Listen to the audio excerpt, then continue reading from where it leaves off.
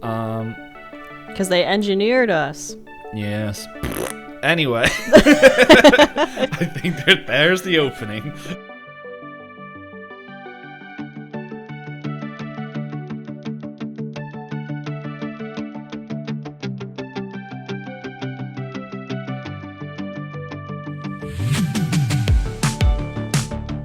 Hey everyone, welcome to another episode of Pointless Discourse with myself, Hoppocalypse, and Itisdpayne. Oh, I lost the thinking. There it is. Avushini and Anhi, which is hello greeting. Well, the Avushini is the greeting, and Ani is the response, which is that is Tsanga. I don't know if I'm pronouncing that right. And it is spoken by the Tsanga people or Sangha people in southern Africa. Okay. Yeah, and I guess we can put it out to the listeners. Itisdpayne is running out of languages in his large language list. Yeah, it's been, I think, close to two. Hold on, let's see. I'm here. So, actually, I could just scroll to the bottom because I would know what does it say how many? Over 111 ways. If it's like just 112 or 113, like it's 111. It's over 110. Yeah. Well, no, it specifically says 111 plus ways to say hello in different languages. Like, why can't you just say how many there are? The exact number. So, but it's definitely okay. I guess it's just shy of 2 years. Wow. It's been that long of us greeting people in various languages. But yeah, if you, as the audience, want to let us know other ways you think it could be fun for us to run through a list of greeting you, twitter.com/pointlessdisco is the easiest way to reach both of us, essentially. Itisdpayne still streams. I kind of like float around on the internet here and there. I share pictures of bread and crochet projects on my Twitter. Dude, that bread was great. Which bread? I had 2 breads. I liked both of them. Glad to hear. Yeah, one I was making like a hoagie roll for sausage and pepper sandwiches, and the other one I was using kind of like a burger bun for sloppy joes. I just know I said, can I have some? And I forget, you answered. I don't remember what you actually. I could probably. I said I wouldn't make it in the mail, I think, and you said, so PAX Unplugged. Yeah, that's what I said. I can't take away the job of the Cookie Brigade, though. You're not competing with it. I don't even eat the Cookie Brigade stuff, so you don't have to worry about it. They don't have to worry about it. But yeah, so as far as announcements from us go, we are, I guess the first one is in this episode, we're moving away from all things Predator for a while. We won't be talking about them until the very end, where we go ahead. I can breathe clearly now. Prey was a good movie. I'm not saying Prey was bad. It's just a lot of the universe. When you talk about something for a while, it's just like anything else just seems great.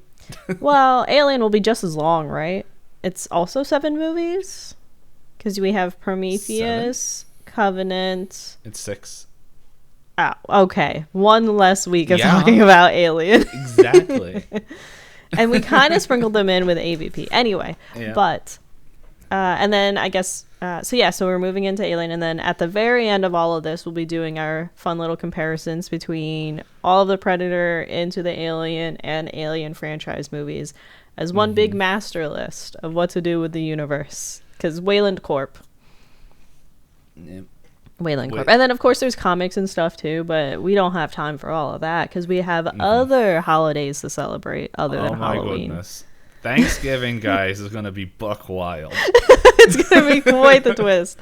And then our second announcement that we were joking about earlier is we have not been listened to in all 50 states yet. We are very close. We are, what did we say? We said 6 states left. Yeah, 6 states left. We have not been listened to in Hawaii, Idaho. Oh, I think it's 7 because Spotify counts DC as a state. Whereas I don't know that DC is fully a state, according to like the list of 50. So it was on there. So we're missing Hawaii, Idaho, Iowa, Nebraska, South Dakota, Vermont, and Wyoming. Actually, I think I remember they were talking about making it's in DC a it's state. been talked about, but I don't know that it's been put forward entirely. Depending on your political standing, there's different views on that.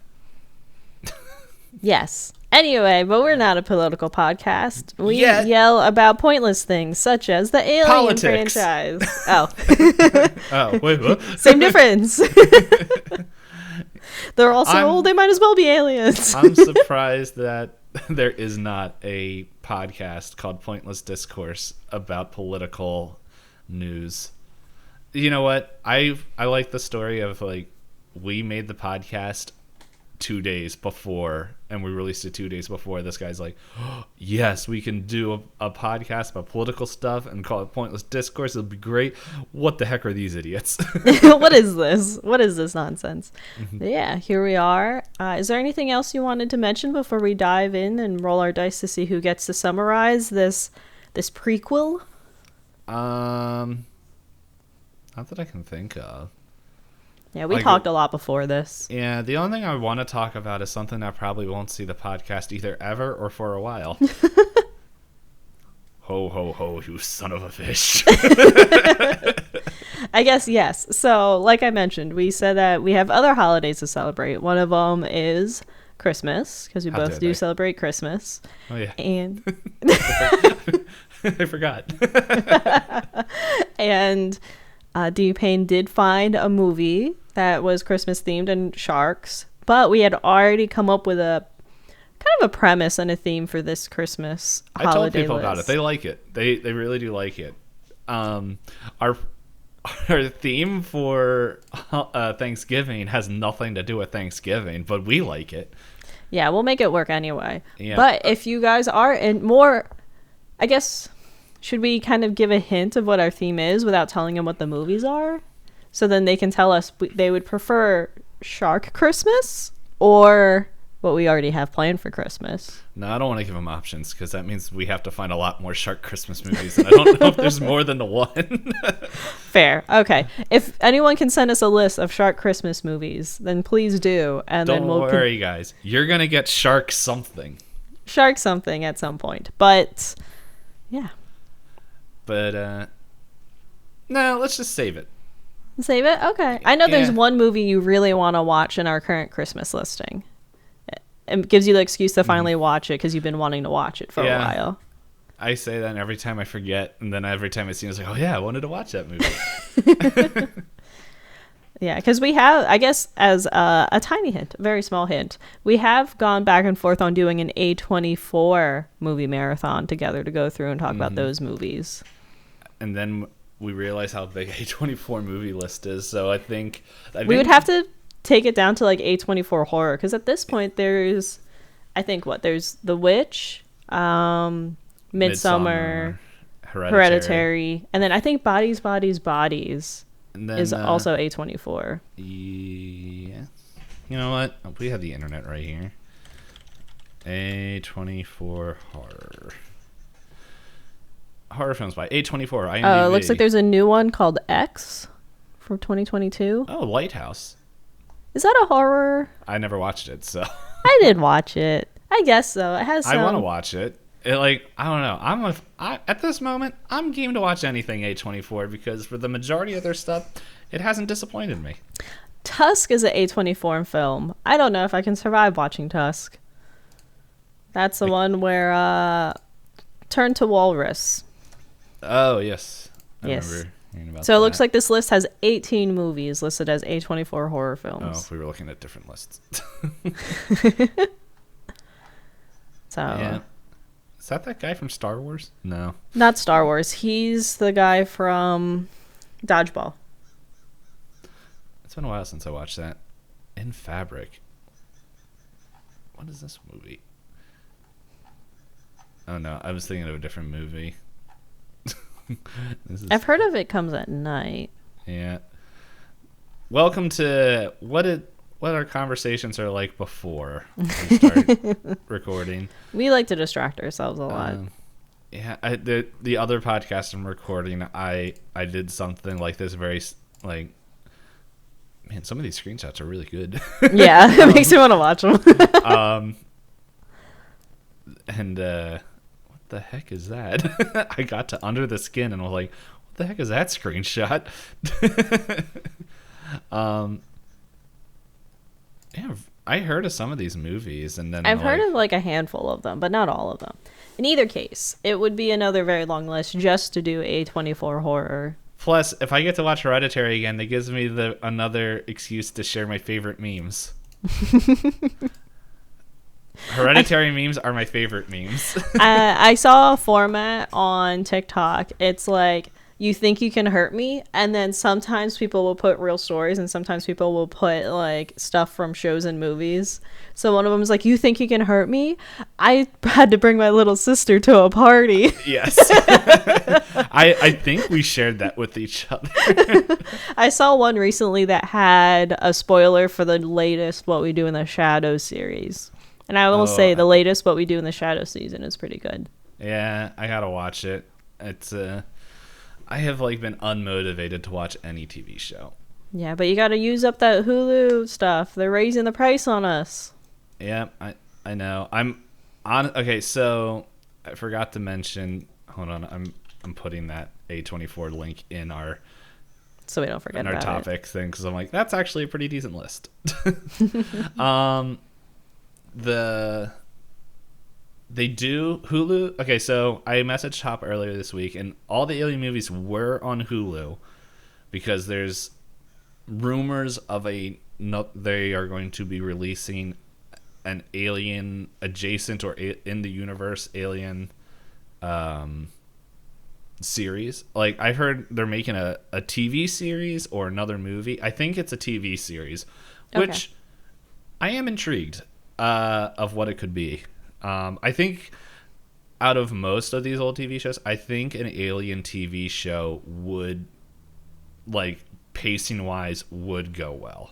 Yeah, the Alien movie franchise, when it's done by Ridley Scott, I can't say for all the other parts of the franchise, but when the Ridley Scott formula does do well, I think, in terms of like a series, because the pacing, for me, the pacing in Prometheus, I was kind of like, ugh.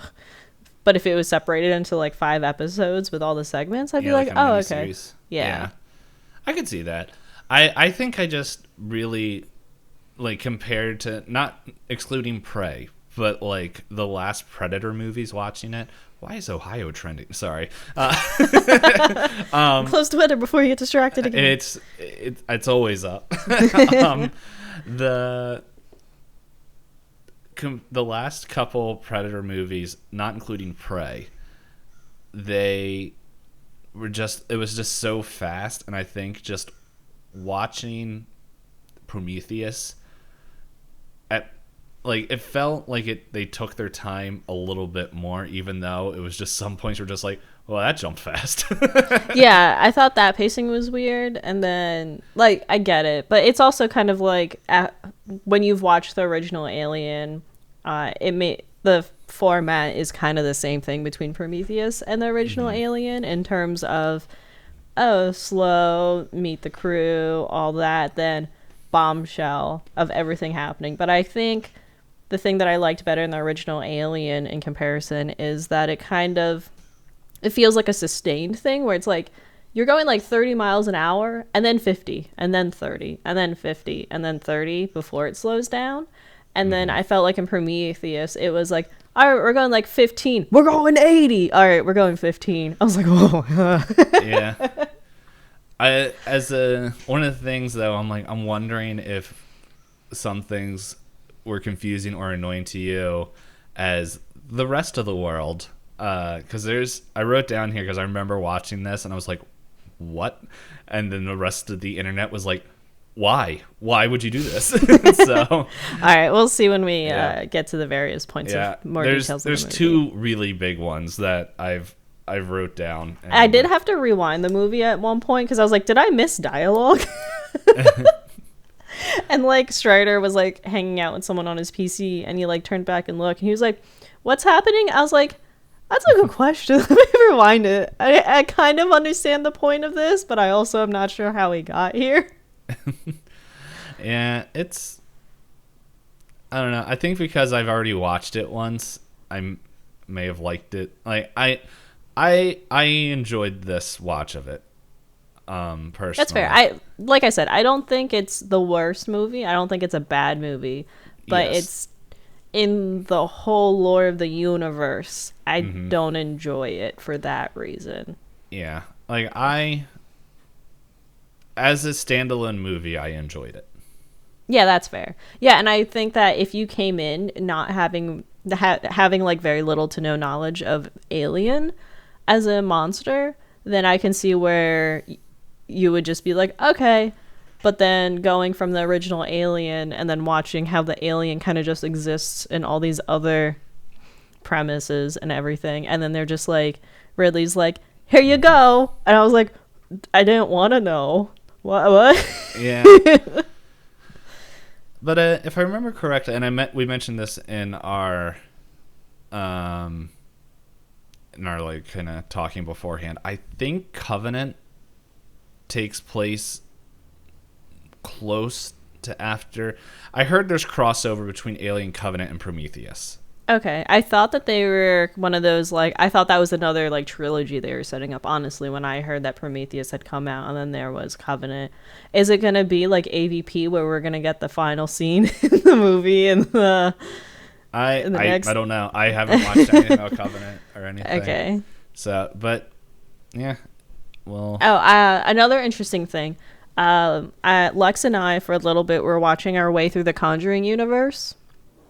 And that one, we were watching it. We decided to watch it not by release date, but by like timeline in movies. So kind of like how we're doing this. And speaking of movies that come right after another, there are like 10-year gaps between each of the movies. But the director uses footage, or like the directors will share footage from the different movies and put them into the next movie. So there's the movie The Nun that's like supposed to take place in like the 1950s, I want to say, but in the intro they have scenes from like The Conjuring 3, which happens in like I think the 1980s. And I was just like, what's happening? And then in different scenes from things happening out of order, they have recycled clips from like the first Conjuring in the previous, like in the prequels, and I was just like, they really said this is a universe and we're gonna keep it alive. Yeah, Marvel ruined everything. It's Marvel's fault. Marvel and Disney ruined the standalone movie. I don't know. I think that I'm not going to blame them. I'm going to say the consumer ruined it because I was going to say the industry feeds itself, right? Yes. Because I did really like. I think The Conjuring, the first one, is the first one to be released anywhere in that universe by that director. I don't remember if that came out before Insidious. I think those are the same director. But I did like Conjuring. And then Insidious came out first, so if I remember Insidious correctly. came out first? Okay. Because I watched that. I didn't watch The Conjuring. Okay. I did like The Conjuring. I didn't watch Insidious. But then if you look through the whole universe of the Conjuring universe, half of them don't have the original director or writers or screenplay writers on them. And we were like, oh, this one's rated poorly. And we look and we were like, who are these people? These people weren't on The Conjuring. Sorry, go ahead. I was going to say, I think it's the industry where they're like, oh, if we put the name of the universe on it, it's going to sell. Yeah, that's the same thing with like video games. Like a lot of video games won't get traction because consumers are like, I don't know this new IP. And so, yeah, it's like, why it's easier to be like, make this movie. Like, honestly, Prey was a really good movie, and like if they just had generic Alien, I'm not sure if anyone would have watched it if they all of a sudden was like Predators in it. Yeah, that was the secret buzz. They're like, oh, this is a Predator movie, but it doesn't look like a Predator movie. Yeah, and so it's like that movie, like even replace it with a normal Alien that's coming down. That movie would still be amazing, but I don't think it would have gotten the traction if people didn't hear that the Predator was in it. Yeah, because like War of the Worlds, I feel like only got ticket sales because Tom Cruise was in it. Yeah. Because I don't think anyone really remembers the original pieces of work relating to it. I don't. Yeah. Well, I watched it, but... I was going to say War of the Worlds is, I want to say is it Wells? It's one of those classic authors, and I want to say it was one of those that was like serialized on the radio. So people were like, radio show or real life? Are we dying? No, that's like historical of like fiction on the radio that people are like, what? They freaked out. It's like they want to call us idiots. There's that, and then I don't know. I've been mainly because I've been listening to a lot of like Cthulhian, Lovecraftian, like cosmic horror stuff. I'm like really interested in reading The King in Yellow. Doesn't that kill people? Sorry. Yeah, pretty much. That's the rumor. Like, if people aren't familiar, it's putting on the play is what will kill you, right? Not necessarily just reading it. It honestly depends on what lore or what story, because there's some people that read it that go nuts, and there's some people that like watching it or something like that. I didn't realize it, but The King in Yellow is a real play. I didn't know that for a while. Mm-hmm. I thought it was just a Lovecraftian thing, and then it showed up like in my recommends. And so I'm like, all right. Yeah, it's an interesting thing with Lovecraft. There's a whole writing circle surrounding it, so not all of it was necessarily just Lovecraft. He had buddies and pals. I forget, there was one story I really liked, and it was someone within the writing group and not necessarily him directly. Mm-hmm. But we'll talk about future stuff in future. There we go. That'll be our first book club. We'll make everyone go nuts with Lovecraft. Not Lovecraft, with The King in Yellow. But we should probably start. So, have you rolled your dice yet as we were chatting? No, you would have heard it. I'm going to roll the galaxy die because we got off Earth. It took us too many movies. Predators was not on Earth. Predators wasn't on Earth, but then the Predator, or as I now in my brain, Big Boy, Prey, and AVP 1 and 2. So that's 4 films where we were stuck on Earth. Now he's in space. Longer. I think you're going first. I don't know. My Google Dice Roller did me bad. I did my normal, so... Oh, I rolled a 3. Never mind. I'm explaining Prometheus, because I rolled a 5. Oh, nice. Barely. All right, you watched it twice. Can I just say what I wrote down as my first sentence for the introduction real quick? Sure. Pale, bald muscle man drinks strange things at a waterfall just to turn into dust. Yeah. Opening scene. That's called the birth of humanity right there. I wrote down... This is a nice opening music piece. It looked like a dramatic music video. Yeah. Like not so much the cinematic part, but I'm like, you know what? I'm digging this music. Yeah, and then you have the guy in the cloak walking around by the waterfall and everything. Oh, and then my second sentence was, someone really spiked his drink badly. So, all right, go ahead. Let's go into it. Break into it. By the way, everybody, I realized we didn't do this for like almost every episode, but hey, if you don't like spoilers, well, sorry, we're getting into them. Hey, what year did this come out? 2012. It's been 10 years. Yep. I forget our rule all the time, and now I'm just like, you know what? If people don't realize we're going to spoil a movie, that's on them. But, so I'll just jump in as you're describing things so that we can move through this. I realized, like, I know we, like, kind of in the middle parts, we never really explain, and I think we found a format that we like. So for people who don't know, what we're going to do is we're just going to talk through the different pieces of the movies as they happen. And then we're just going to stop at random parts and talk about it. That's why this is a reaction and not really a review, because we don't want to review. It's just like we want to share our thoughts and have conversation on how things aged and everything. Like, we still, I guess, will kind of review it because we'll just be like, we just have our personal list that we're holding on, but we're not the kind of people that are like, blank stars, no budge, our opinion is final. We're not movie people. We're just people that enjoy movies. I will. Alrighty. So anyway, our we open up. We got a cool music piece that I can't remember.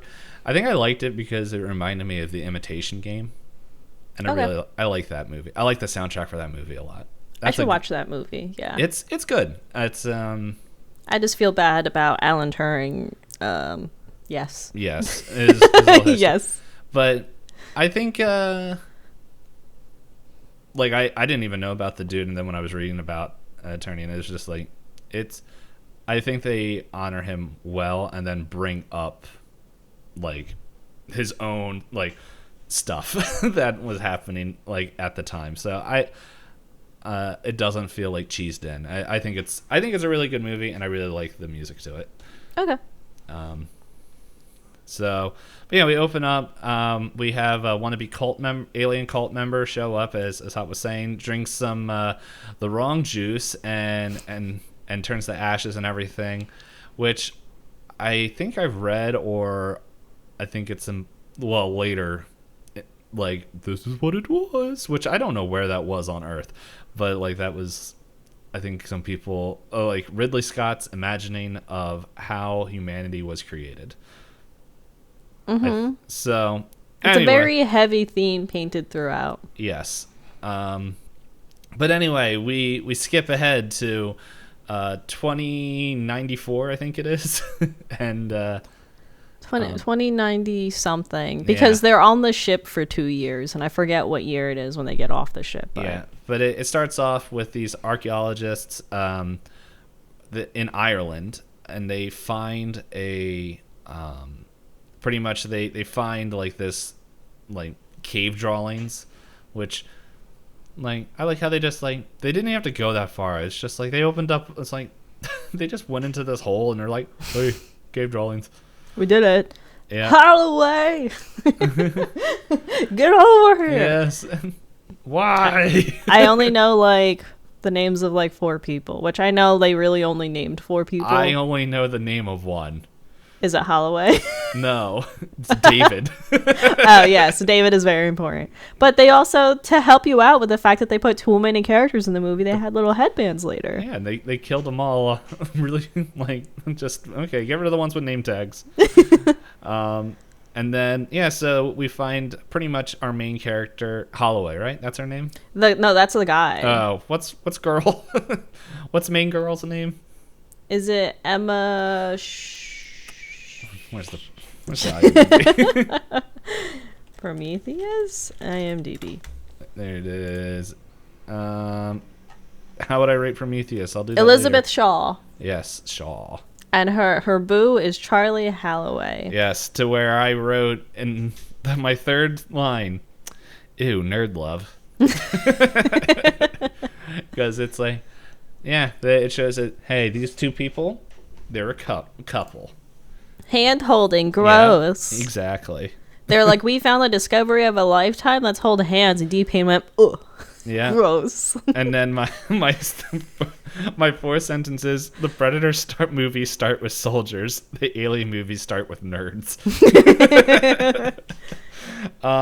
To where we kind of just flash forward. It's the name of the movie. Yeah, Prometheus. Woo. Which, I mean, I know they referenced, you know, where the name Prometheus comes from. And I was like, so you've doomed your guys from the start by naming yourselves the Prometheus mission and the Prometheus ship. Exactly. That's the point of the movie. Okay, I'll stop. So now I'm trying to remember. And then, yeah, so then we kind of fast forward to dude just dream creeping. Mm-hmm. I did break that down. Yeah. How did that make you feel? At first, I was like, I guess this is a neat way to get lore for people, but I'm going to assume he's going to wear that helmet and do devious things. But also, I think this movie is also, the thing for me that I'll say is when it came to the reveals in this movie, having watched the first Alien, nothing felt like a reveal. Mm-hmm. Because after watching the first Alien, you're already introduced that Weyland is selfish, right? Weyland is a selfish corporation, and that the robots have never been good guys. Yeah. And they really want you to think David's a good guy. And as soon as I saw David alone playing basketball, I was like, no. Yeah. It's like, it really did feel like if you never watched Alien, then it would be really dramatic. Yeah. Yeah. And this, except I did watch this the first time without ever seeing Alien, and it did not hit. But I will also chalk that up to being, at the time, it was not a movie I should have watched. But yeah, it's weird because there's parts in this movie where it really feels like Ridley Scott wanted David to be the main character. There's like, yeah, there were a lot of plot lines and a lot of things, and also I think there was the mistake where they showed one or two scenes too much, so then like later on people were like, David, and David was like, yes, and me as a viewer was like, duh. Yeah. It's but it's just like, I think I wrote it later, but it's just like the humans are having like the worst experience while David is like going and like getting all the story quests done and like finding all the things, and it's just like he is progressing the plot while everyone else is dying around him. Well, he's also, sorry, I won't say it yet, we'll get there. Yeah. So yeah, so he's peeping it. I wrote he's peeping in on them via memories. Yeah, and like, oh, sorry, go ahead. Oh, and the only other thing I said is he's learning how to be human in the many years. That's like another, I guess, like plot point of him, because it's like it says very early on, because there's one thing that's like, oh man, he's creeping on people's dreams, and then it's like that's weird, and then it like throughout the movie it just gets progressively worse of his dream creeping. But anyway, we'll get into that later. So he pretty much it's just him chilling on the Prometheus, just walking around, doing basketballs, shots, and watching movies. Yeah, learning ancient languages, which is drinking blood milk. Yeah, like, you do what you gotta do. I wonder. It must be interesting, like someone who knows about the robots, and like he's sitting there with his cup of what looks like milk, and I was like, why is he drinking his own blood? But I'm sure someone who doesn't know anything of the lore is like, oh, okay, he's drinking a glass of milk after he drank like some weird goo not too long ago. Yeah, and then it's just like we get to, hey, it's wake up time, and then Charlie, I can never pronounce her last name, Theron. Oh, Charlize Theron. Charlize Theron. Yeah, she's doing push-ups. Yeah, she's like, looking very much like Sigourney in the first movie with her strap of cloth and her strap of cloth. Yeah, and she's just like, "What do you want?" And she's like, "Everyone, no problems." Like, then why are they still sleeping? He's like, "Sorry." And then David leaves, wakes up the rest of the crew to where puking time. Yeah, we get back to Shaw, and it's just like, as Hot put it, her boo was just like, yeah, we're here, and she's like, he's like, babe, we got this, and she's like, talk to me later. Yeah, well, everyone else is fine, and she's just puking her brains out. And David's like, do not worry, you are in a state of shock, and your body is vomiting profusely. It will pass. I'm Michael Fassbender. I'm hired because I'm good looking. Hey, if someone's gonna make a robot, they gotta make him look perfect. I'll admit, mainly because I forgot that it was Michael Fassbender in this role. I was sitting there and I was like, is that guy from The Boys? And I was like, I don't even know who that actor is. So at some scenes, especially the scenes towards the end of the movie, I was like, is that Homelander? Yeah. And no, but he X-Men, that's the one he's in. The Homelander guy? No, Michael Fassbender. Oh, yes. He's in X-Men First Class. Yes. Perfection. But yes, so pretty much it's okay. So this is something that, like, at this point, and I think I wrote it down in my notes. Hold on, my phone closed off. Like, while David is like exploring the ship, and I'm just like, this ship, even though the ship looks more advanced than the first Alien, I still like the design of the ship. But that was something I was sitting there looking at. Was like the technology in this ship, mainly because this movie was made in 2012 rather than the 1980s or 70s. Mm-hmm. It's just like why does this ship look so much more high tech compared to the original Alien? Like, they do explain it a little bit. So they said like that the degradation of tech? Well, that could be it, but they say that this is specifically a mission funded by Wayland himself, and that it was $1 trillion project. Yes. And then that's why, like, she has the super fancy, like, Charlize Theron's character Vickers has like the super fancy room, and they have all this different stuff.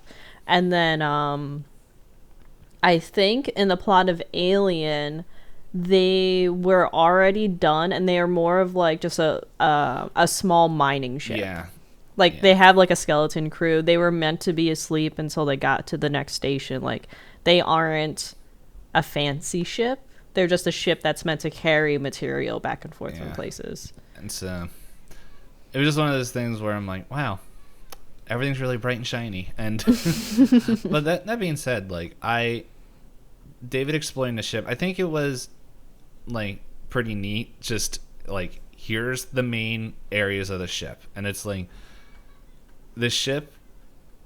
Like, it's weird because like it feels huge when people are in it, but then when it's showing it from the outside, it's like that ship isn't big. Yeah, it doesn't look very big. And I also got confused. I was like, why does the ship look like Serenity from Firefly? Hey, if you're gonna copy a ship, you might as well copy choose that a good one. Because, like, yeah, it felt like the nose and the wings looked like it, and then they just added really big thrusters on the bottom. Yeah, could be. Do you hear and then legs. Beeping? I do. Is that from my mic? You hear the beeping? Yes. It's outside of my house. Anyway, sorry. It's the ice cream man. It's okay. I hear children. So arguably scarier. There's no corn here, so we're good. Yeah. So then we meet the rest of the crew, to where the only thing I read about meeting the rest of the crew is Idris Elba for the win. I'm a fan of Idris Elba. He's a very good actor. I just thought it was a weird role choice that they had him, like, play dumb for so much of the movie when he's clearly not dumb. I don't know. It was just a weird... I think some of the stereotypes for the characters were kind of, like, rushed. But, I mean, they also were like, we have 17 people on board. I was like, I'm not going to remember 17 people. Yeah. Like, part of me... Well, like, at this point... Like, Aegis was still doing a lot of stuff, but, like, I think... I don't know. Like, I have the IMDb right here. Hold on, I could just look it up when, like, he really started coming out with stuff. I feel like he would have been big at this point, because he was, like, the second name in the intro. Because it was, like, Michael Fassbender, Charlize Theron, Idris Elba. He was in Ghost Rider? I don't remember that. Yeah. Yeah, he was in Thor. But it was like, I felt like it was about this time where, yeah, he was in a few roles. It looks like he was in 28 Weeks Later too, An American Gangster. I don't remember him being in that either. Like, it felt like this was one of his first big roles. Like, I don't know, when I think of Elba, or Idris, the first thing that pops in my head is Luther, and so, which is one of my favorite, like, series. I'm just trying... Oh yeah, he was in The Wire. I never watched that either. When did the Luther come out? Or not the Luther. Anyway, it doesn't matter.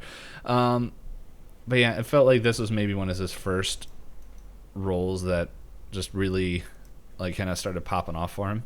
Okay. I could be wrong, and people might know him more, but it's just like, it really felt like his whole energy and everything in this movie was him just like, yeah, I'm here for a good time. Yeah, and I don't think he did bad at the role. It was just like, I've seen that role so much in different sci-fi and action that I was like... He wasn't bad, but the role wasn't strong. Yeah. It wasn't a fully fleshed out character. Do you hear beeping outside of your apartment now? No, someone's knocking on a door, and I wasn't sure if it was mine. Okay. But anyway, so we pretty much go from there, and we learn the mission pretty much. Hey, Shaw and Holloway, they find, pretty much they're finding maps to this place, like they found like all these maps looking at archaeological digs and everything, and it all points to this one planet that's like like forever away, and they're like, this is where possibly where the people who created us were, to where we get a little 3D projection of Wayland. It's like, yep, these guys are in charge, maybe, but yes, they're in charge. Listen to them, which is Sean Holloway. To where I wrote, man, Wayland's walking pretty well after being wrecked by a predator.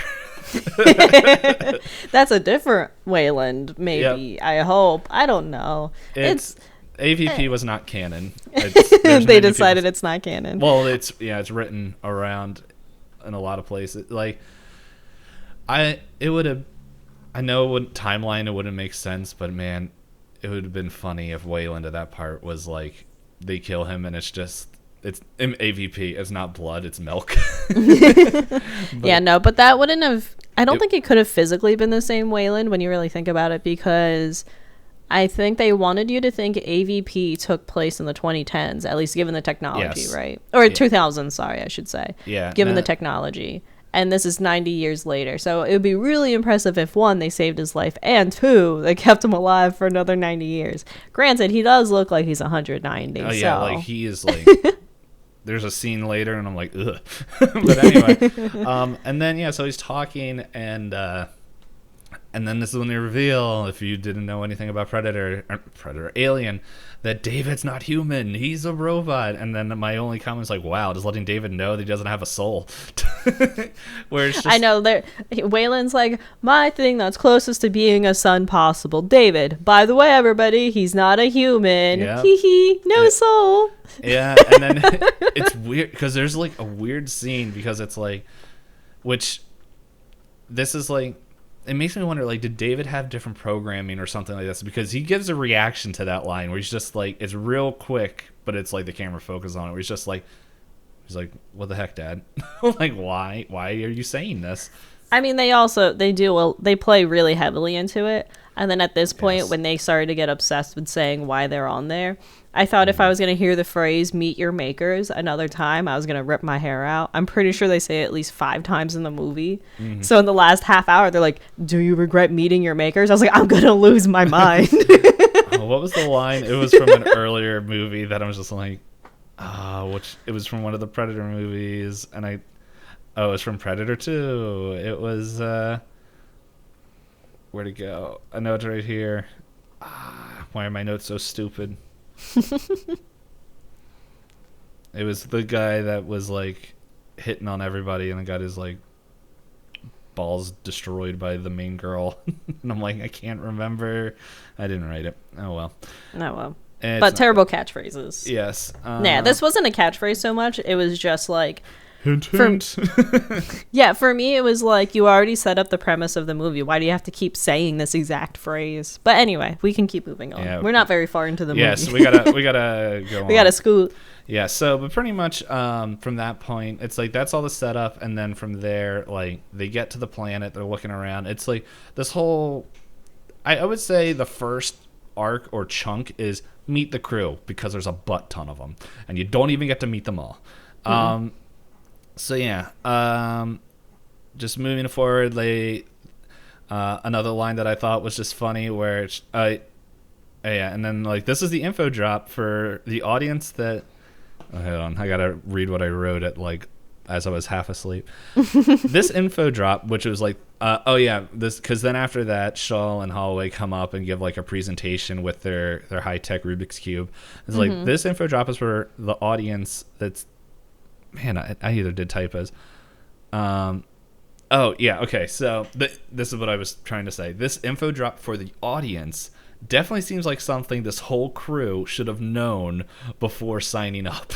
Yeah, because they're all joking like, we're taking bets. Is this geological? Is this surveying? Is this mining jobs? And they're just like, nobody told anybody anything. And then the other thing I thought was funny about that point was another Ancient Aliens fever dream ? Mm-hmm. Oh man, what was it? There was like, what I think someone kept saying, what's the agenda for this? And I was like, it's Alien. There's always an agenda. Aliens. Yeah, so they find the planet. We're gonna hop and skip forward a little bit because like after that big info drop, there's it's pretty much cave exploring time. But the thing that I thought was funny where Idris Elba, the captain, is just like, okay, everyone strap in. And then like they're coming on the plane. He's like, I'm not strapping in. And just walks around like, I'm just like, yeah, buddy. I do me. Yeah, the cave exploration was interesting. They do various hints. They're like, this has to be like a made structure because it doesn't look like a natural thing. They're like, oh, it's hollow on the inside, and they're wandering around. The thing that annoyed me, and that was a reoccurring theme, like, I get that David is a robot, but David can't be allowed to just press whatever buttons he wants and gets what he wants in the end. The first one, I was like, fine, because at least there was like he found like he found like goo, yes. And then he traced the lines of the goo yep. to kind of figure out that puzzle. But there are some puzzles later that I was like, David, yeah, like, David. The way they like just pass it over. He's like, yeah, for the past 2 years I learned ancient languages and all this other stuff. Like that's all he was doing, just shooting hoops on a bicycle and learning for 2 languages. years, yeah. Which I'm like, you're a robot. Couldn't you just download this? But well, that would mean at least one other person would have to know it. Yeah, I guess so. Anyway, yeah, where I wrote David is equivalently doing whatever he wants, like pretty much. So yeah, so pretty much they land the ship. They're like, he's like, and Shaw's like, I want to get in there, and everyone's like, you have 6 hours of daylight. She's like, I don't care, I'm getting in there. And it's like, okay, which it's just like, couldn't they park closer? Why did they park so far away? And it's like, it makes it feel like in my head every time I see this that is a much longer trip, but that trip is less than 15 minutes. Yes, because they do a timeline later when a storm rolls in. Yes. But anyway, they go down. It shows like everyone's like kind of expertise as they like, okay, here we have these high-tech drones that are going to scan everything, and they just set them out and they're just like whoop-de-doo. They go through. The other thing that I liked was just like, I like how the helmets are fogging up like when they're using it, and then they're like, okay, now we got to get rid of this. So it was a very quick like, hey, this air's breathable. And it's like, don't do it. He's like, oh, I'm good. I know. I was so annoyed. I was like, imagine taking off your helmets on an alien planet. Like, I don't care who you are or what your expertise is. You cannot convince me that showing up on an alien planet just because there's oxygen in it doesn't mean I shouldn't wear a helmet. Shows this was made for the age of COVID. And then I wrote, as Hop was saying earlier, dang robot touching things. Just doing whatever he wants. Yeah, because they don't find the goo cave yet. Yeah, first he gets the holographs. Yeah, the ghost holograms, and then that's when everyone's like, "Ooh, like story progression. Like, how did this happen, David?" And David's like, "Interesting. I touch buttons," and she's like, "Stop touching buttons!" And he's like, "Uh-oh, the door's open. Did I do that?" He is David. As I said, he is the progressor of the story right now. Like, he is the main character. Yeah. So. He pretty much does whatever he wants. And then the other thing I wrote was that was the quickest sanity break, I think, in history, because the redhead dude shows up. They see the dude. They see the ghost. Yeah, they see the dead bodies, and they're like, no, I want out. I'm going back to the ship. And they're just like, no, this is the whole reason we're here. And he's like, no. I like rocks. Yeah, he's like, I like rocks. And he's like, I'm here for rocks, not whatever this is. And then turns to Nerd Lord, and I forget his name. I think it's like Ravel? Yeah, no, Ravel was... No, that's one of the the Benedict flight. Wong? Milburn. Benedict? Wait, why is that name familiar?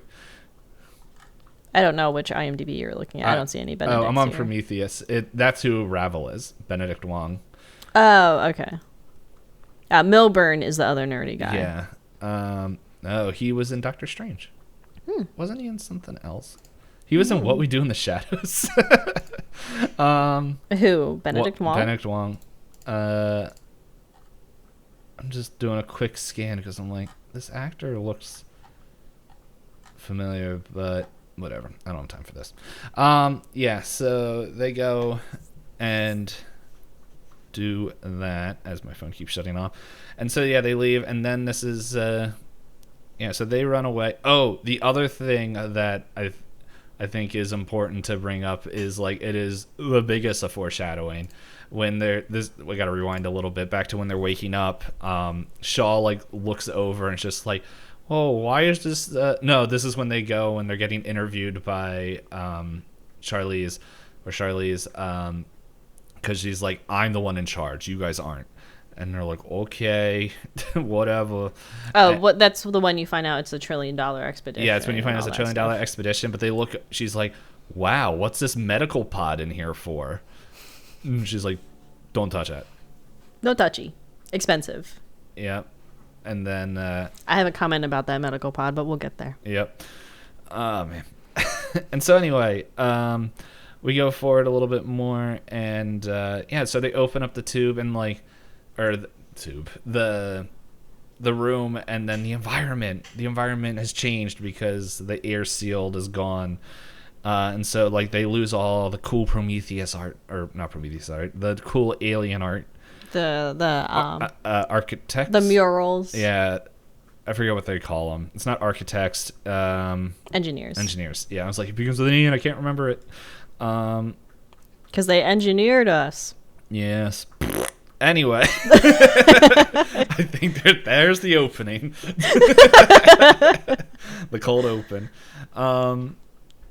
Yeah, and so pretty much, they go through there, and then I think it's right around this time as they're doing this. It's just like, okay, get the important characters out because things are melting, and they do all that, and then I'm trying to scan through my notes. Okay, so pretty much Aegis is just like, yo, get back to the ship. There's a storm coming in your way. It's like 20 minutes out, and it's like, dude, how far did those guys go in there? So it seems like they went in pretty far, but they're able to get out and back to the ship somewhat in time before we have dramatic... Oh, they take the head. They find Yes, ahead of one of the dead aliens. How thick was that door? That door seemed pretty thick. To slice it and to decapitate it, yeah. Yeah, but I thought it was going to be more smushed. Like, how big is their neck? Because like the whole they got muscle necks. They're like got like the whole turtle hump. Yeah. Oh man, they look like those memes that I see of like bodybuilders that build so much that it's like they look like just a little guy in a muscle suit, like where it's like their shoulders. It's almost, and they also have kind of like a handsome Squidward face where it's like so sculpted. You're kind of like, Yeah, and so, but yeah, that is kind of an important thing where the head was still intact, and then they realized that everything is shifting, so things are melting. Things are melting, and they're like, David, don't touch that. He's like, okay, touch. Puts it. No, not only does he touch, he puts it into a bag. Yeah, and they're like, David, we're leaving. There's a storm, and David's like, oh, okay. Yep. It's like, I have plot armor, suckers. I can do whatever I want. 2 plot armors, but yes. But yeah, he takes the alien thermos, and then which I guess that joke kind of lands a little bit later, but it's they take that, and then they vacuum seal the head, and then they get back to the ship, to where the head. This is confusing me. She was holding onto the head, and then it falls out, and she runs out, and then gets like pretty much the beginning of Martian done to her, where it's just like metal storm in your face. It was very intense, and then everyone was like, "You're gonna kill everybody," and she's like, "But the head is too important," and she's like, "Hey, but this is what we came for," and everyone's like, "You're crazy," and she's like, "But I'm a scientist." Yes. I have scientist plot armor.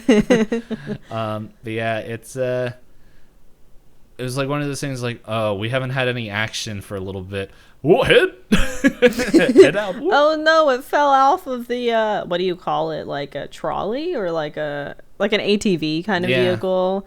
They're like, uh-oh, we hit a bump on the ramp, the head. Yeah, which, like, it clearly shows that she is holding on to that thing. But anyway. She sneezed and they hit the ramp at the same time, so she let go. Yeah, and then there's this, like, the storm was coming at them. Shouldn't she have got blown into the ship instead of around it? Anyway. Yeah, and then, like, I didn't think their suits were made to not get cut up by all that metal shard flying, but, you know. Whatever.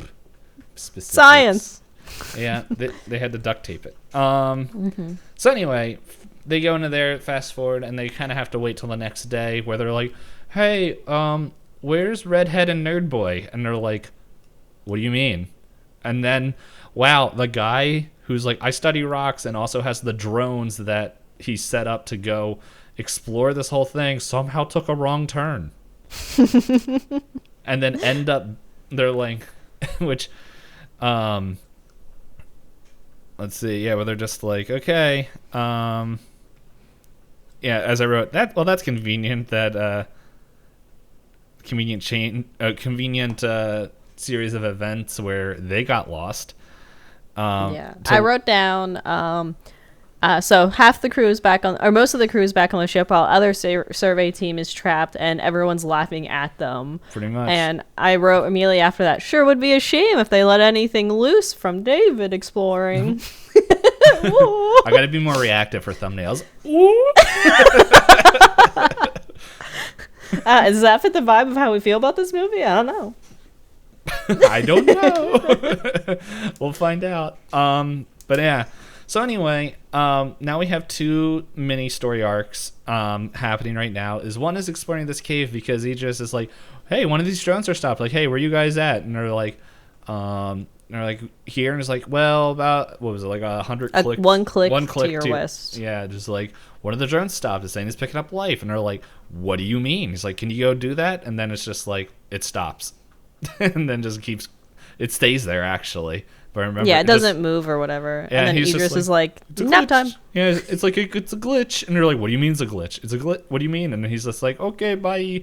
And I did write that I like those two characters the best because if I was in that situation, I would have been like, what are you saying? Yeah, what are you telling me? Yeah, and he just kind of puts them on mute, and they're just like, we're going to the east, right? And they're like, yeah. And so they go to the east. And so they even do the movie trope. They're like, do we investigate it? And the other guy's like, no. Yeah. He's like, that's what I thought. Yeah, the smartest, but sadly not plot important characters. Why'd they pick that room? Anyway, go ahead. So anyway, they go back, and then so while they're kind of distracted, we have some ship life happening, because at this point, the Holloway is kind of dejected because they find another mural that is just like the ones they found on Earth, and he's like, oh, this isn't what we were looking for. And so he's all dejected, while Shaw and the other old lady scientist, did they give her a name? I'm looking right now. Ford. Oh, Ford. Yeah. They are pretty much doing experiments to where, hey, if we send electrical pulses into this skull, it will like come back to life. And it's just like, what is the point of this? No, do it. And so it was so extreme. Yeah, and everyone's like, even David's like, I don't think, and they're like, David, just leave us alone. We're doing this. 400 cc's. Yes, and then they're like, and then he's like, too much. Back down, and then it's just contain it, David. Yeah, where I think this is when I wrote, and it's like, I think the only name, which it's true, the only name I will remember from this movie is David. And then the thing's eyes were like, whoa, yeah. I don't feel so good. Yes, and so it's just, yeah, good thing that it didn't have its lungs either. Maybe that's what's in its neck, its lungs. Anyway, but anyway, they're able, the head explodes, everyone's like, oh man. And then I think Ford's like, oh my gosh, look at this. And it's just like, what? And then it's like, same DNA. Humans and these engineers, we are one and the same. Yeah. Our life's work. Why don't we have giant neck muscles? They didn't want to make us too much in their life. Yeah, that's why they fell into the ancient Niagara Falls. To water down their DNA so we didn't get super jacked. That we would be too strong. Do you think if like humanity was naturally super jacked, if like action heroes would just be fat? Because I don't know. That'd be a fun universe. Anyway, yeah. So and then we also have shortly after that. Then we've got David being devious. He's being a scientist, which is.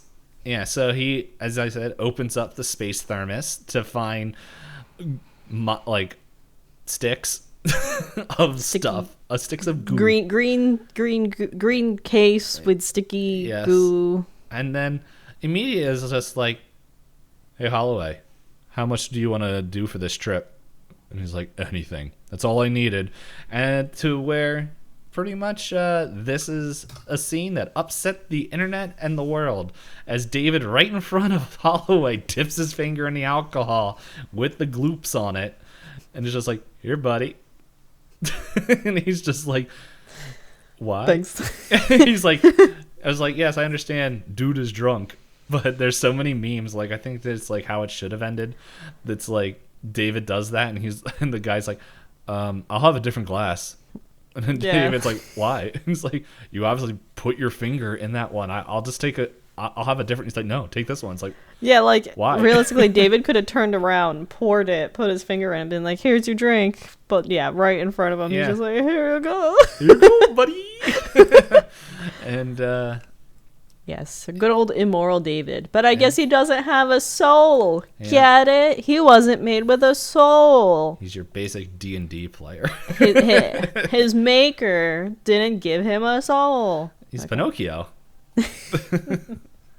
Where's Tom Hanks? I was also confused at that Pinocchio because I thought there was another Pinocchio coming out that looked not good because everyone made fun of the voice actor. Oh yes, that Papa, is great. am I allowed out in the world? Whatever that was. Yeah. So as I wrote, the finger dip that pissed off the generation. And the other thing I wrote that's kind of important is that David's looks like he's dream creeping on another sleeping tube. What could that be? Anyway. Imagine. And then Vickers is like, "Ugh." She's so mad. Yes. Charlize Theron. To pretty much sum up the rest of this chunk of movie, I wrote, where I lost the line. Did I scroll too far? Oh, there it is. Everyone is so horny that they miss the alien attacks. Yeah, so like, and I was not prepared for that emotional twist where he's like, "If you have half a brain, you could make life," and she's like crying, and I was like, "What did I miss?" She's like, "What does that say about me?" I was like, "Yeah, it's not easy to make life," and he's like, "Oh, it's not about having children together." I was like, "Oh, it's a woman problem, not a I'm not a good enough scientist problem." Because when the way the scene plays out, I thought he was calling her dumb. I was like, she doesn't seem very dumb. And she's like, "I want to have babies with you." I was like, "Oh." Yeah, it was like, it's like a one scene thing. I was like, this sounds like it should have been, this would have been built up a little bit more. Yeah. And it's like, no, don't worry. It's relevant later. Yeah. Oh, but I don't know why it was relevant for the captain and Vickers to have a one-night stand. Pretty much to get the captain out of the out of the room. Out of the room. Yeah, because that's just like, that's another weird scene where she's just like, "Oh, I'm gonna look at him." He's like, "Don't you touch that." He's like, "Oh." And then he's got his little accordion, and then he's like, "If you wanted to sleep with me, you could have just said so." And she's like, "Excuse me." He's like, "Hey, are you a robot?" She's like, "My room, 10 minutes." And I was like, does that work? Is this how space flirting works? I guess so. It's like, man, yeah, maybe that's how, no, I'm forgetting his name, Ridley Scott, that's how he flirts. That's how he flirts. That's how he got his wife. "Are you a robot?" "What?" "Nothing." So yeah, anyway, during this time, while everyone's having fun old nighttime activities, our two people that should have probably lived just get super wrecked. I did write "get wrecked, scientist man." Yes. And I said, "Oh, skipping right past the face hugger." Okay. Yeah. But it was a snake. It was a snake hugger. Yeah, it looked like a manta ray because it was so like fleshy.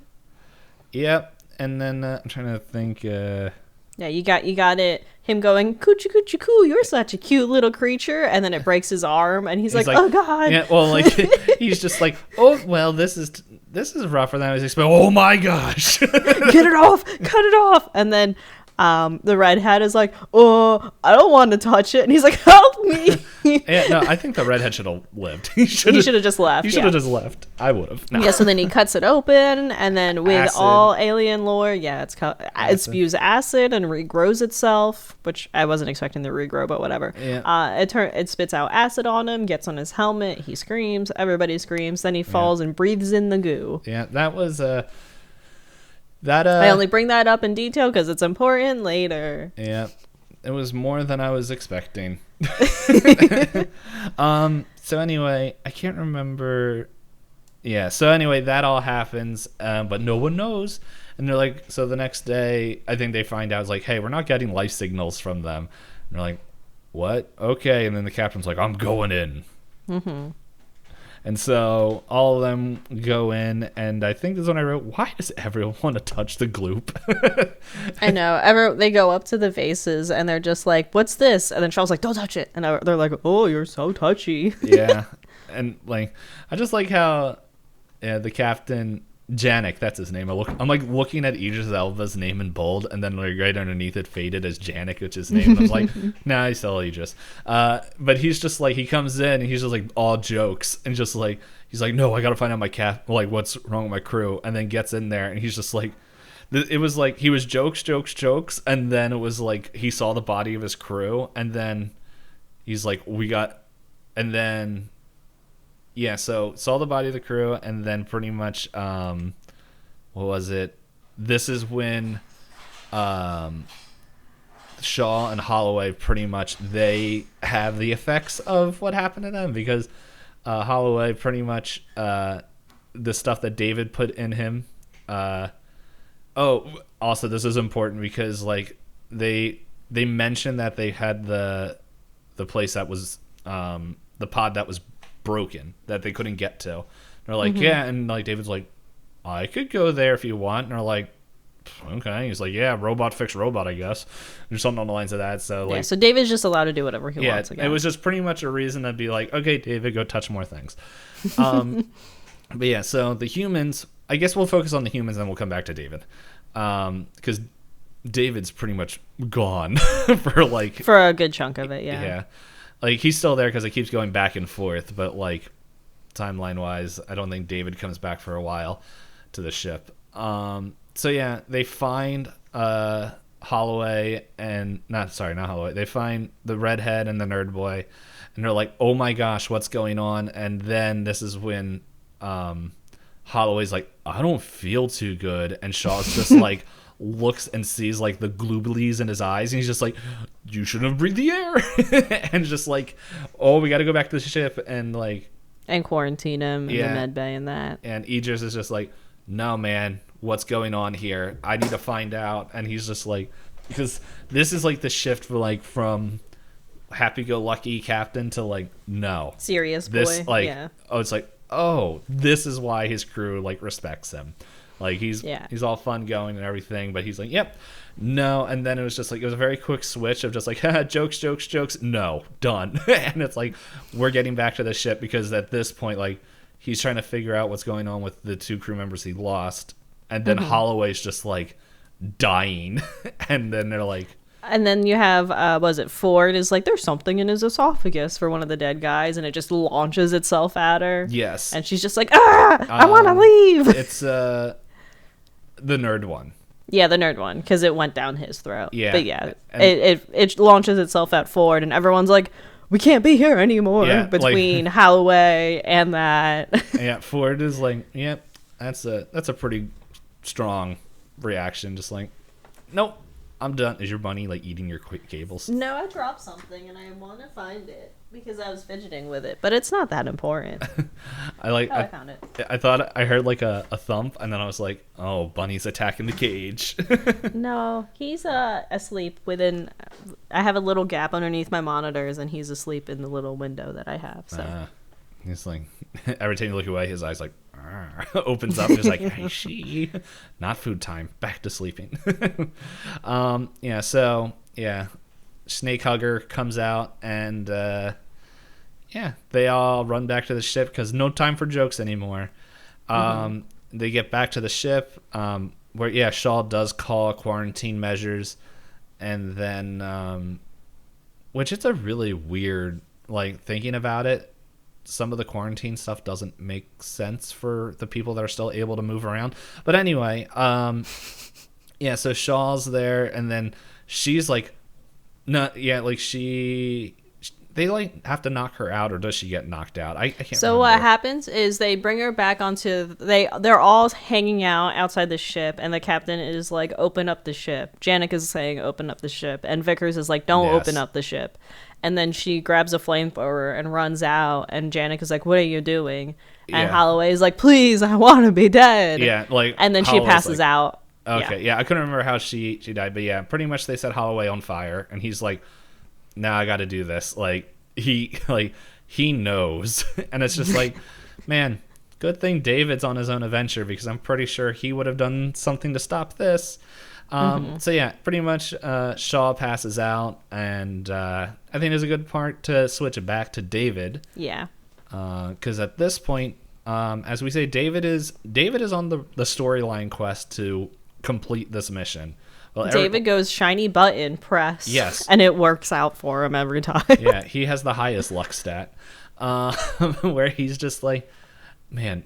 Yeah, so he finds like the room of thermoses, and then he goes a little bit farther and then activates another ghost event, and he's like, and then I like how the chair like turns out and he sits down and he's like, I'm happy, I got chair. And then it's just, it would have been great if that whole ghost event happened as he's just happy to sit in the chair and just misses it. But anyway, it's just like this whole thing where it was actually like a really cool looking scene of just like, it shows the galaxy and everything opening up the giant star map, and then it just shuts off and he's just like, what the heck? And then that's when he finds out like, oh, these guys are going to Earth. And then he sees, nope, there's still an engineer here. Like, that was pretty much the whole purpose. I was trying to see if I could find another GIF. That one came up. Hop just sent me like an orange juice galaxy background with the beginning engineer drinking the Kool-Aid pretty much before he disintegrates, and it just says yummy. So yeah, pretty much that happens, and then we fast forward to pretty much the rest of the stuff where David he pretty much sees realizes that's the two main things. He realizes that there's an engineer and that they were going to Earth, and so that was pretty much the whole thing. Like, visually it's really cool, like the CGI and stuff. I really liked how that scene looked, of just how he's just like, wow. And yeah, they put their money in the right places. Yes, like it's, I feel like our complaints isn't so much like with the visuals or because this is like, the actors were good, the visuals were good, the set pieces were good, the costumes were good, the plot was kind of just like, yeah, it's a lot. It's it was a little confusing to find out where it was going, but hey. So anyway, at this point, after all that, Shaw wakes up and David's just like, hey, hovering. Yeah, he's like, sup?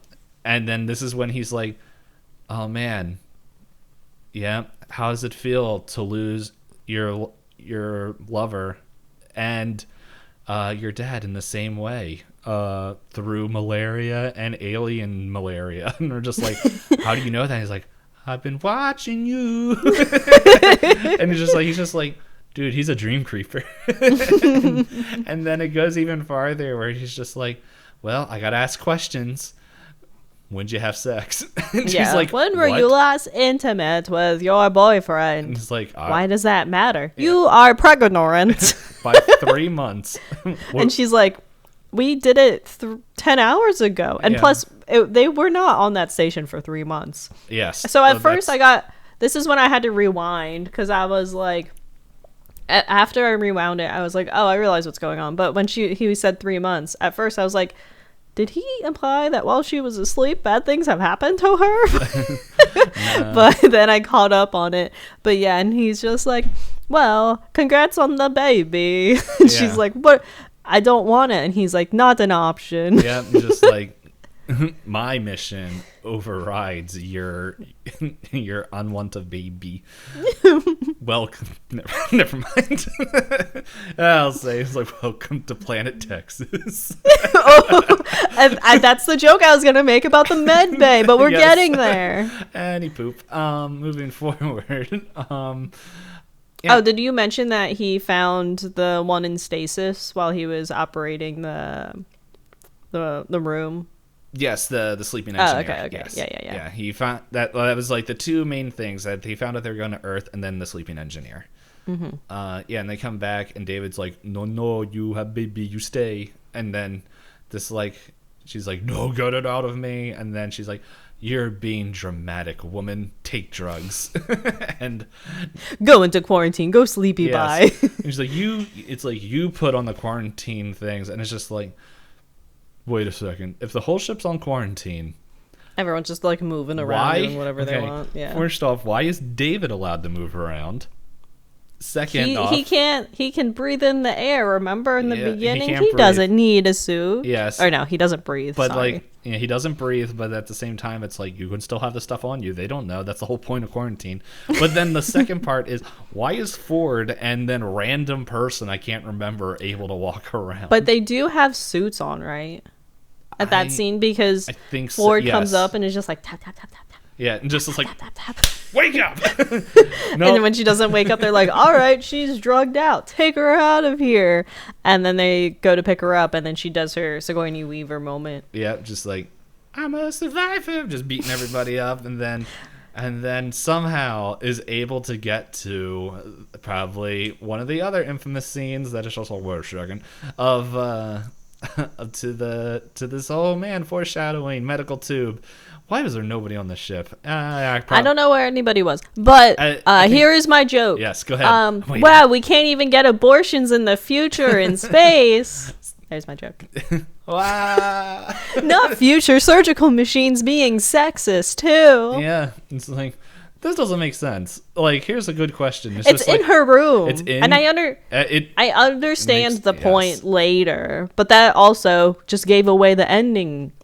Yes. Twist to me. Yeah, but it's just like Vickers, like it's in Vickers Charlize's suit pretty much, and it's just like, why do they only have the medical bay for man?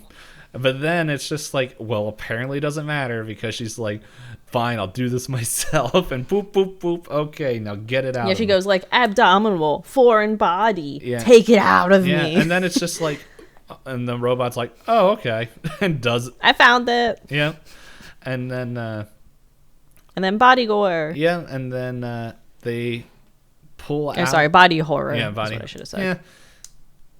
It wasn't too gory. It wasn't too gory, but it was just like, ooh. But I remember when I first watched that, I'm just like, yeah, in theaters that must have been extra uncomfortable. Yeah, because with movies you're like, are they going to show the surgery? And most of the times they show like implied surgery, but for her they were just like, all right guys, zoom in. Yep, it's like, this is where all our money's going, and it's and then it's just like, yeah, for the rest of pretty much, she only gets like 2 costumes after that part, because it's just like, yep, after you have your like C-section of getting rid of Alien, which is just like, man, that thing was real gross. Yeah, it was really gross. Like when she was like, let me out, medical bay, I was like, yeah, same. Yeah. And it was squiggling a lot. Yeah, it was squiggling, and it was like, that claw hand is what everyone who wishes it did the claw games at the arcade wish it was, because that sucker was stuck. Yeah, and then that thing, it was, so at that point, like they did the whole expanding stomach thing, which I believe they do, is it Alien 3? It's been a long time since I've seen it. There's GIFs if you accidentally look into the Alien movies of things of like Ripley, but yeah, they're doing the stomach expanding thing, because in theory she had sex with Holloway 10 hours ago, and it was at 3 months equivalent size. So in that short time that she was in the med bay, they were like, oh, is it 6 months? Is it 8 months? Yeah, and I was just like, my lady bits. I said tummy because it's easier to say tummy, but my lady bits hurt. Yeah, and so that all happens, and she's just like, you can stay here. I locked the door. Bye. And no one remember, please. No one think. Well, she thought she killed it. Yeah. Because she told it to decontaminate it, and then it stopped wiggling for a bit while she ran out of the room. And then this is where we get our stop, go, stop, go, stop, go. Pretty much. It's where she pretty much is like, okay, well, I'm not going to put on any more clothes. As she runs around with staples in her gut. And not gut, but I guess lower. Lower abdomen. Lower abdomen, blood, medical stuff. And it's like, apparently they didn't believe in showers in the future either. But it's just like, she walks out and then magically just opens up a room with, hey, there's David. And oh my gosh, there's whatever his name is. I forgot. Wayland. He's just like, sup? Old man Wayland. He's like, hello there. Thank you for bringing me to my mission. Yep. And then so they did this reveal, and I was like, oh, but David's been sneaking off talking to somebody this whole time, like you joked about. And then Charlize Theron's character has been, what was it? She just started screaming at one point, what did he say? And I was like, oh, so Wayland is around. So that'll happen. I forgot. There's another line that I wrote here. It's like, David is getting the adventure that everyone wanted, all while poisoning everyone on the ship to not have the adventure that they wanted. I know. He was like, he has the line that's like, in order to create, you must destroy. And I was like, David, don't take things so literally. I get it. You don't have a soul. Yep. So, and then when I wrote, the other thing I wrote, because I was like, man, future pain drugs must be amazing after her surgery. And then I also wrote, old man lives. Old man lives. Yeah. Oh yeah. And then he tells her that he's still around because he wants he twisted around what like her research was. He funded it because she was like, I'm gonna meet our makers, and he was like, if we meet our makers, they can make me live forever. Like, no. And the main girl is like, why would you want that? And he's like, because I want to have money forever. Blah, blah, blah, blah, blah. I don't know, old man things. I'm McDonald's. I get KFC guy. Yeah, and then I think the worst shot that I've ever seen was that dude's feet. Gross. Yeah. They basically had to put him in his own power armor to get him to walk on. Exactly. Yeah, it's one of those things, like, normally a lot of body parts don't bother me, but man, old people feet, especially his, was just like, ugh. Why'd you even come, dude? Just stay in the pod. Yeah, why didn't you get somebody else to bring you your answer? That was David, but David was just like, I'm doing my own quest line. But so yeah, anyway, I feel like we can probably fast forward a little bit here because... Don't forget about the goop gives you superpowers. Because right before they go off the ship, they get the whole pings from Fifield or whatever. Oh, yes. I didn't write that in my notes because, yeah, pretty much, Fifield. He's like... Redheaded guy. Yeah, the redhead. He's just like, wait a second, what happened here? And then they're like, it says he's outside. And then they're just like, what? And then he's just like, he looks like a spider the way he's sitting there. And then he just stands up, which I'm pretty sure he grows. Taller, yeah. And then, so they do that. He grows, and then he just pretty much kills a whole bunch of extras. Yeah, and all he did was breathe in the goo that was on the bottom of the room. Well, a little bit. Like, that and his, like, helmet melted. He breathed in that as well. Well, yeah, I guess that too. But I was just like, oh, that gives you superpowers? Okay. Yeah. Well, like, zombie superpowers. And so... Yeah, he comes back, beats up a whole bunch of people that don't matter, and then they run a car over him and set him on fire. Yeah. Yeah. Like we said, just random action for action's sake, it almost felt like. Yeah. So anyway, they move forward. They're on the ship, and they go back in, and then at this point, all it is David, Wayland, Vickers, random mercenary people that never showed up on the ship until right now, and Shaw, yeah. But right before that, the thing that threw me off, so I called this whole arc Answers / Shaw versus the world. Yes. Is what I called the end of this movie. So like right before they go down, right, Shaw is getting ready, right, because she's like, I have to go down there to stop them, and then Janek is like, you know what I figured out? When did he figure all that out? Did I miss something in the movie? I'm trying to remember what he figured out. he goes, this isn't their home planet. This is a war planet. And you know why they build war planets in the middle of nowhere? To build weapons of mass destruction. Those are weapons of mass destruction. I was like, this whole movie, you said, I'm just a captain. I don't care about science. Yeah, I don't know. There's probably like off-scene stuff. Like, I don't know. I was just curious if I missed something. No, I don't. I think he kind of puts it together when he gets onto the planet, and then, or like when he goes in, and then looks at the maps and stuff. Because he also heard of the mission and everything, and then I can't remember. Like, he is a smart character, you can tell, but he wanted to play dumb, so it was kind of annoying that like the only time they had him do something was like in the last like 20 minutes. Yeah, and so it's I think he was probably putting things together a little bit, and who knows, maybe there's a deleted scene where Vickers tells him some stuff when they're having fun time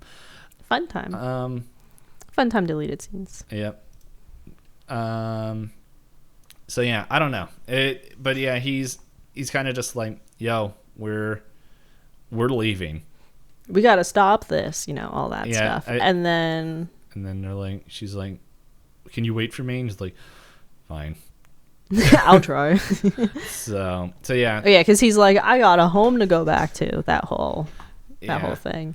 And then you have Charlize Theron having an emotional moment, which that's was when weird. When they're like random out of nowhere, oh, it's his biological daughter that he doesn't care about. Wow. And she's like, that's when I think the line where she's just like, King's supposed to die, and he's like, I'm gonna live forever, loser.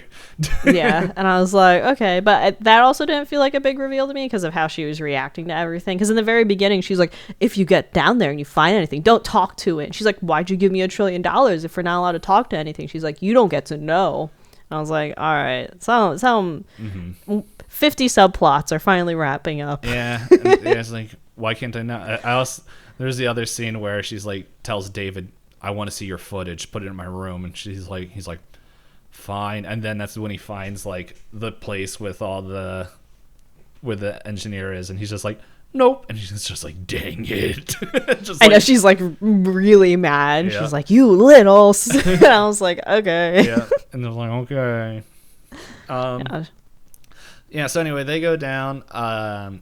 They find the engineer. He hits the squishiest high-tech buttons ever.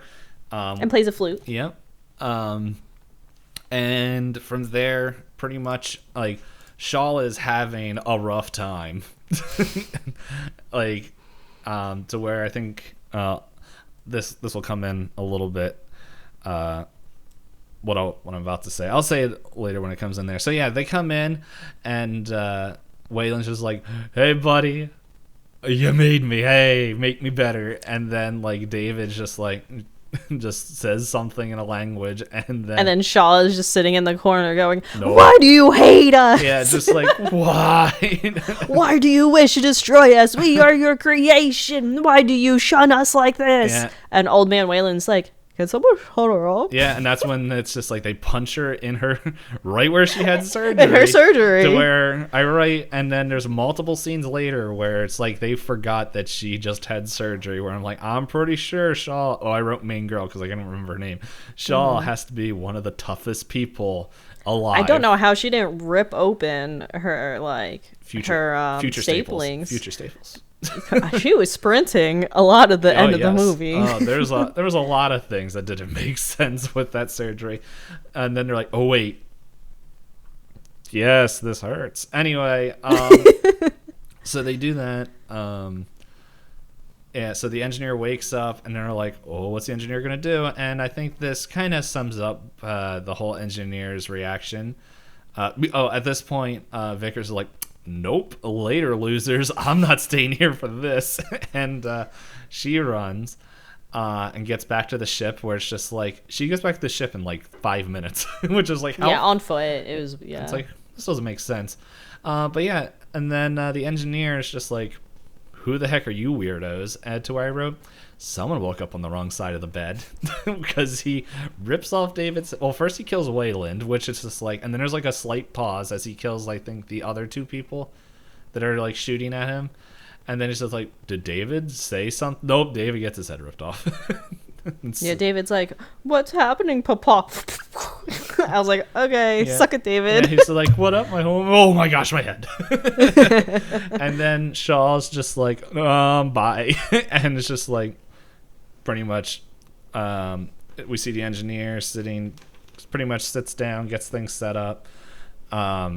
Vickers gets back on the ship, is like, get us out of here. And then that's when we see the ship taking off, and Shaw's just like tells Aegis or Janek, yo, buddy, I know you don't want to do this, but if they're going home to Earth, to Earth, and it ain't gonna be good. And he's like, yeah, they use the corny phrase, there won't be a home to go back to if you don't stop them now. Yeah. And then they do the classic thing that's like, all right, let's sacrifice ourselves for Mother Earth. Yeah. And I was like, okay.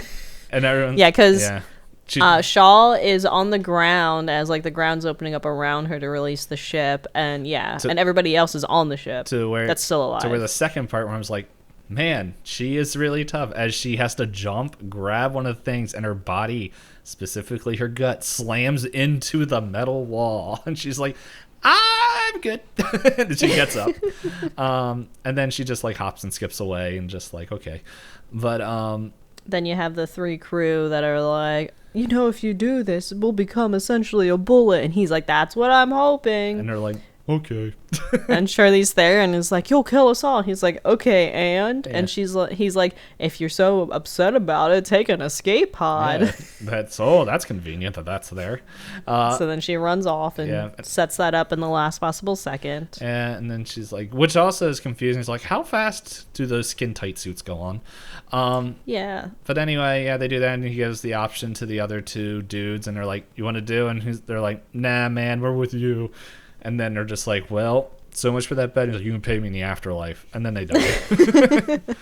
And then it was a very crunchy moment. And I was like, I started to laugh. I was like, oh no, is their ship going to break and not do anything to this alien ship? That would have been amazing. Because it started to crunch, right? Yes. And I was like, oh, they didn't break through the hull. And then it was like explosions. I was like, oh, action movie. Yeah.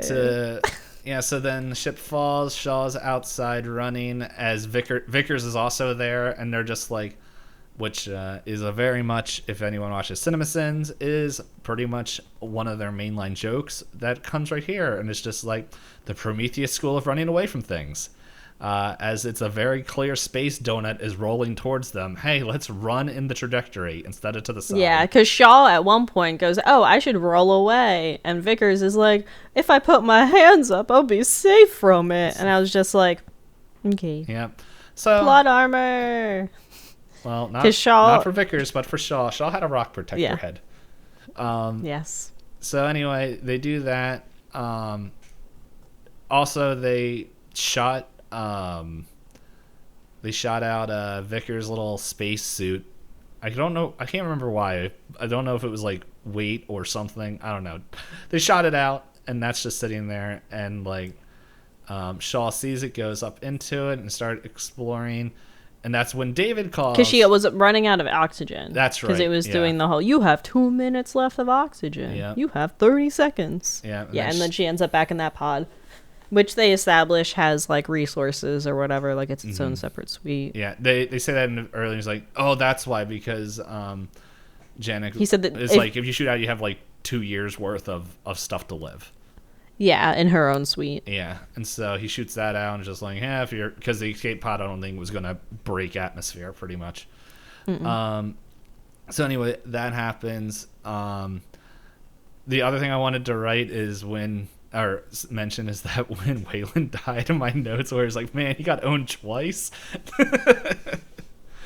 Yeah, he wasn't all the way dead. He whispers something in like, he has like a final breath thing. And I was like, whatever, old man. Yeah. So that happens, and then so they move forward to whatever. So David's like, hey, Shaw, I know I'm a big creeper, but I got stuff that could possibly help. She's like, I'm not listening to you. I'm just going to be here and die. And he's like, but that's not the only ship. And she's like, no, you missed the first set of conversation. The first conversation was, he's coming after you. That's right. And then, and she's like, what? And then it's just like, airlock open. It's just like, well. And then she's like, and like right before that, that's when oh, thing isn't dead, but now super big. And so the biggest worm baby to ever worm baby. Mm-hmm. So Shaw's got the good genes, I guess, because that thing was huge. It had like 13 mouths because it had a mouth in each mouth and everything, and a center mouth. Genetics, man. She good. But anyway, she wasn't allowed to have kids, but man, she could really make aliens. So that's sitting there, and then the engineer's just like, I'm gonna punch you a whole bunch. Did you have surgery? Writers forgot about that too. Here you go. So she gets like pummeled, and then they unlock the door, and then it's like, hey guys, you want a hug? And it was a long hug battle too. Yeah, she gets away, and he just kind of gets pulled. No, he doesn't get pulled in. It's like back and forth, and then it's just like flop. It just flops on top. Because then they do the classic alien thing where its inner mouth leaves one of its mouths to like boop. Yeah. So boop. And they're just like okie dokie, and they don't want that. I still think in real life I would never want to drown. I think in fake life I don't ever want to meet a xenomorph. Yeah. I don't want to, or rather, you know what? Xenomorphs are just going to mess you up. It's probably a pretty quick death depending on where you get sent. You either just send me out into space. Just freeze my body. Let me run out of oxygen. Yeah. So anyway, that all happened. Then that conversation you brought up. Yeah, then David's like, hey, there's another ship. And she's like, fine. And I guess we can work together. Yeah, and then... Yeah, so it takes David, and then they have, like, this whole time, like, we kind of skipped over it. Oh, yeah, another reason she goes back is, like, where's my necklace? Give me back my necklace. Because she's religious. Yeah. And it's just, like, it's like, okay, we can go back to Earth. She's like, no, we're going to where they were. And she's like, oh, really? Okay. He gives that face, like, wait a second, why? And then, so... And she sticks his head in a bag and throws him off a cliff. Yeah, but it's just it kind of makes me laugh because she's just like, I'm sorry. And he's like, I understand.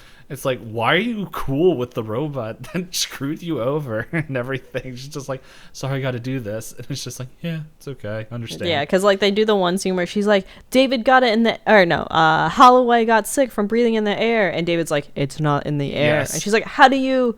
And David's like, hee hee, I'm the bad guy. You Prego. You find that out later. But anyway. Yeah. And it's not the same scene. And so.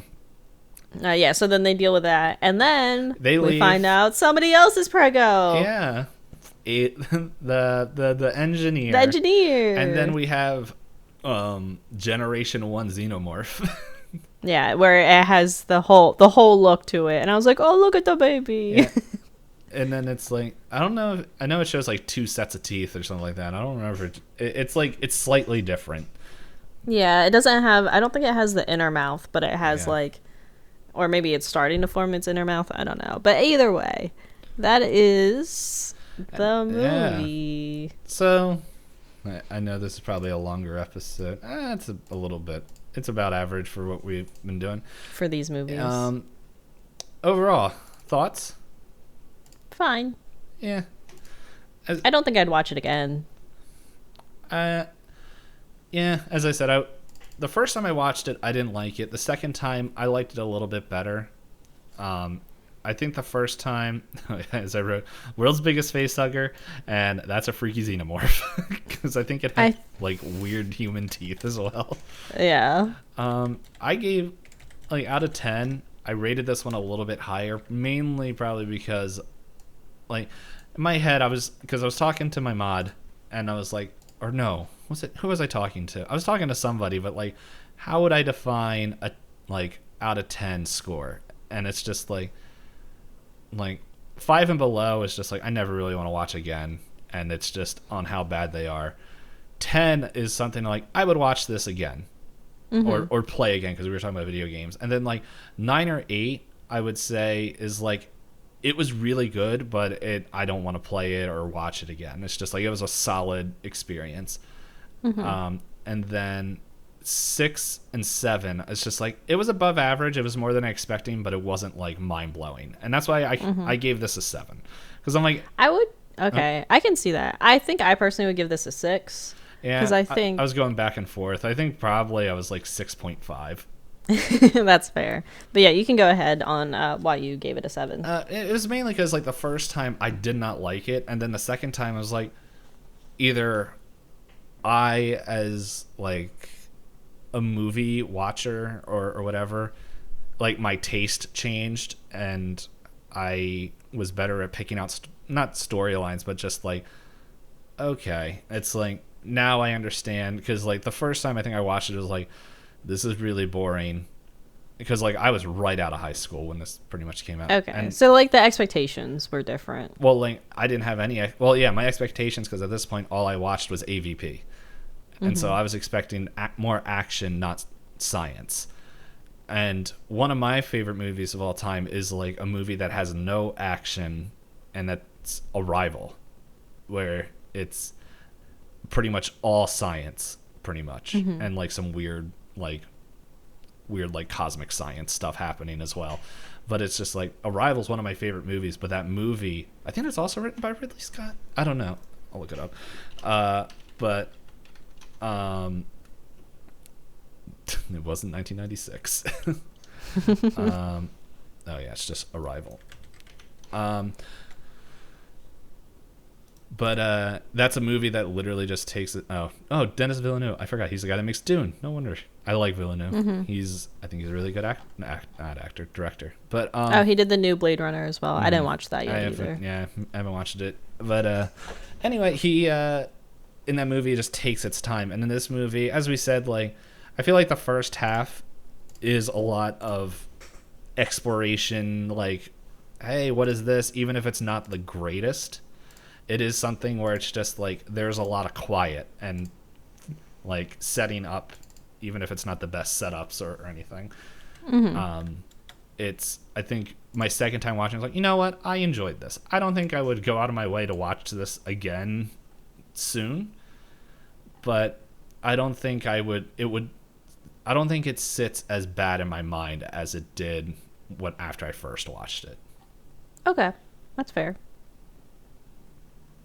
That's all I got. I don't know if you wanted to say why you thought 6, but I give it a 6. Like I did like it more than Predators, and so then for me in the whole grand scheme of my current list, it's like Prey, Predator, Prometheus, in order of like how much I enjoyed each of these movies.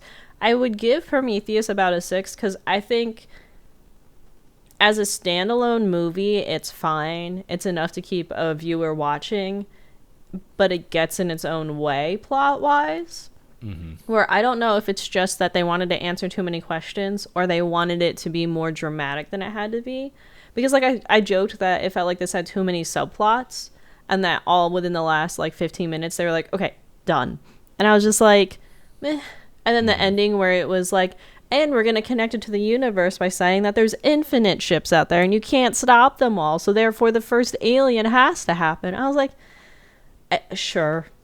yeah. Like, I think I almost would have preferred it if they couldn't stop that first ship. Yeah. Like, if they didn't do the explosion in space thing and stuff. Because I was like, so you gave us 17 crew members to use as fodder? Which, I mean, it's not as bad as, like, the AVPs, where the movie literally can't exist unless there's people to die. Yeah. But this was another classic sci-fi movie where it was like, if only we learned not to meddle, then none of this had to happen. And then it was also, like, for me, it was weird in terms of lore wise, where they're like, you know who you can blame for all the alien murders across the universe? Shaw. It's Shaw's fault. I guess technically Holloway too. And also David. But it's their fault. Those 3 people caused numerous deaths across the entire universe because they birthed the first alien as we know it. And I was just like, But sure. That's the weird thing, like, even with that, is that aliens, like, as we said multiple times, they're more bestial in nature. They can't fly a ship. They can't do anything like that. And it's just like, well, and there's nothing else on that planet. So, like, if that's the first xenomorph, how is that xenomorph getting off of that planet? how is it going to spread? We gotta watch Covenant next week. And it's like, I can't remember if Covenant is on that planet or somewhere else, but it's just like, there's a motorcycle outside. I think I remember, because I haven't watched Covenant, but I thought I remembered it being a more jungle planet that they go on. Mm-hmm. And there's a lot more xenomorphs. But it was just like their whole scans of that planet was, there's nothing. So, I don't know. It will be interesting to see. Like, I think the ship could have gotten away if it didn't say it was heading to Earth. If it didn't say, like, or if it didn't show, like, oh, we're going to Earth, I think story-wise it would have been okay to be like, we don't know where it's going. It doesn't bother us. It doesn't affect us directly. Yeah. I don't know. It's so, like, I know story-wise why they said it went back to Earth, but at the same time, it's like, yeah, it's like, because then it could have just gone away, and then it could have made I don't know, probably would have made a little bit more sense of, like, why Shaw's like, I'm going to chase this sucker down. Yeah. But we'll see. Covenant is next week. Fine. Oh, sorry, go ahead. I was just going to say, it was fine. Yeah. It wasn't bad. It wasn't horrendous. It wasn't a recommendation I'd give out. I think it might have been better if it wasn't part of the Alien universe. If it was just those dudes, and if we didn't know, like, if it didn't try to answer all these questions about the alien lore. Like, even if it had nothing to do with Alien, and it was just like, hey, like, if it, like, keep everything in except, and, like, I don't know, at the end, like, do the reveal of, wait a second, xenomorphs, but or whatever they want to be called in this one, because they're not. Where's that Wikipedia that I found? I don't know where it is. I closed the tab for that a while ago. No, I kind of see what you're saying, but I don't know. I also think with the way that the subplots and the robot and everything, it still kind of gets in its own way, because by the time you're trying to resolve one plot as a viewer, they're like, by the way, 5 plots also done right now, and you're like, oh, was I supposed to care about all these people? You know what it was? Ridley Scott watched Ex Machina and Arrival, and he's like, I could do both of them in one movie. What is human? I don't know. Aliens? So, yeah. So this was a longer episode, so if you listen this far, we appreciate it, and we thank you. It was a longer movie. Yeah. It was a 2-hour movie versus the hour and a half that most of the rest of them were so far. We also spent like almost 20 minutes just talking about whatever we wanted. We got to set a timer. We do. But yes, thank you for listening this far. If you have, we would always appreciate it if you share us with people, if you leave reviews, if you comment on the YouTube video. Let us know what other movies you think it would be fun for us to react to. Just letting you know, it'll be forever for us to get there. But hey, you could always throw suggestions at us. Yeah. Bye. Bye-bye.